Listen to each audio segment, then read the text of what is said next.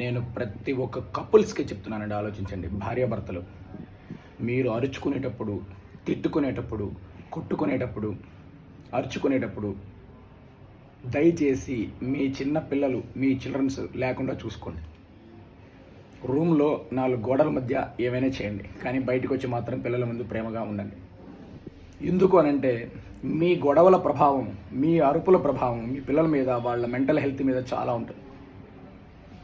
వాళ్ళు కూడా తెలియకుండానే భార్యతో ఇలా ఉండాలేమో, పెద్ద అయిన తర్వాత నాన్న ఎలా ఉంటున్నాడో అలా ఉండాలేమో, ఇలా అరవాలేమో, ఈ సిచ్యుయేషన్లో ఇలా రియాక్ట్ అవ్వాలేమో.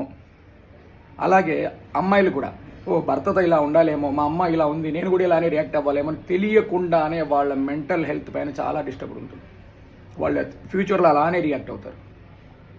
మీరు ఎలా అయితే మీ పిల్లల ముందు ఉంటారో వాళ్ళు ఫ్యూచర్లో వాళ్ళ లైఫ్ పార్ట్నర్తో అలానే ఉంటారు.